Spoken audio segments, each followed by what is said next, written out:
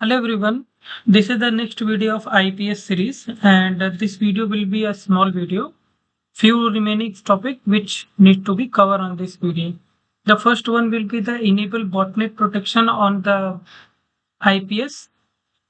So we can enable the botnet protections on the IPS profile itself. So why we need a botnet protection? So this is required to control a CNC traffic. So botnet and CNC traffic. So currently we have the three actions. The first one is the disabled, second one is the block, and the third one is the monitor. So if we select as a disabled, so this botnet and CNC will be disabled, and block means that all block means that all botnet and CNC will be blocked, and monitor, this will monitor the all botnet and CNC connections. So we can enable it at the time of IPS profile. So let me show you how we can enable it. So if we have to enable it, then we have to go to the security profiles and then intrusion prevention and then test. So here we have option it, whether we want to disable it, block it and monitor it. So it is recommended to, if we select here, then here we have option set block to monitor, block or monitor. So what we have to set, we have to block it. So the condition would be we are blocking all botnet and CNC traffic which is malicious for the organization. So for this we need a Fortinet license to activate this feature.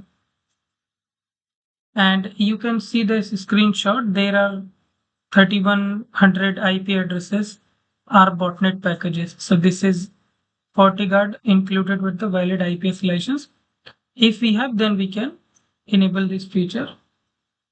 And the second topic would be the IPS, apply IPS protection.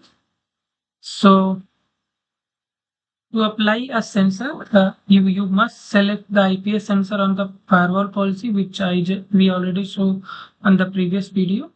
However, the certain traffics are encrypted. So if you do not apply a deep packet inspection on that case, the firewall will not able to parse the packet. Hence, it cannot also block a traffic if firewall is not parsing the packet. So it feels like not able to actually read the real identity as well as the real payload. So it is recommended that if you are applying the IPS inspection on the firewall, then you have to enable the SSD packet inspection so that the packet which are encrypted, firewall can decrypt it and parse it so that firewall can block the malicious traffic. So let me show you how we can enable this thing also. So to enable the deep packet inspection, we have to go to the firewall policy test, and here we have an option. The first one will be the IPS. So we selected the test as the IPS policy, and the second will be the SSL inspection. So here we have to select the deep inspection and OK. So now we are enabling the deep packet inspection on the firewall policy so that IPS can parse the encrypted packet and take the required action. So if you wanted more about the deep packet inspections, there is a SSH inspection. So here we have a deep packet inspection. So we select, it is already selected at the full SSL mode. So if required, you can create a new one also. So that even the subject of the different topic. So now let's move on to the next slide will be the IPS logging. So as I show you in the previous videos, so if we go to the logs and report and intrusion prevention, we can see the logs here. So because of the license constraints for this Fortinet VM, we don't have any logs. To show you some things like some event I taken this screenshot.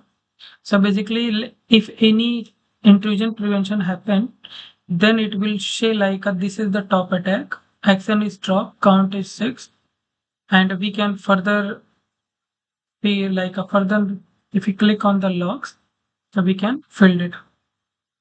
And here is the, if we select on the details button, so it will show the attack name and fortinet URL for the particular attack.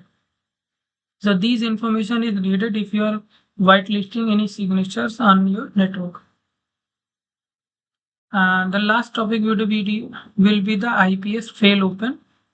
So the fail open triggered when IPS socket buffer is full, new packets can't be added on the inspection.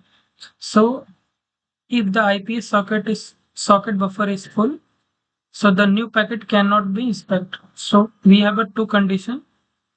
On this case, the first one will be the enable. So if we enable the bypass the packet without inspection, so then all new packet will go to the network. They will not inspect. And the second will be the disable, drop the new packet. So any new packet which is coming to the firewall will be dropped as IPS is currently on the fail open mode. So also, let me show you that how we can enable this command also. So to enabling this command is very simple. You have to go to the config IPS global, and I just enter a so command to see the config. And you have to set the set fail open and enable or disable. So by default it is disabled.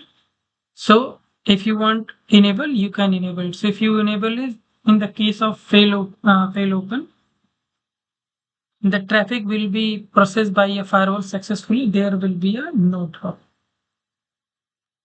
So this is the condition of the fail open. So how we can identify this situation? When troubleshooting IPS fail open event, try to identify the pattern. What will be the pattern? Like, has the traffic volume increases at least? Second will be the does fail open trigger on the specific time during the day? So generally this is happen when large amount of traffic processed by a firewall, then this can be happen because the memory will be full. You can take as the example of the backups. So if you are running a large backup, and your all backups are inspected by a firewall, then this fail open situation can occur. We increase if your traffic volume increases suddenly, then fail open situation can be a problem. So why we bypass this? Like why we enable this? Let's say if you are running on the data center where your network availability is more important than your network security. So on that way we can enable it so that your network availability remains same, and it will not impact the data traffic.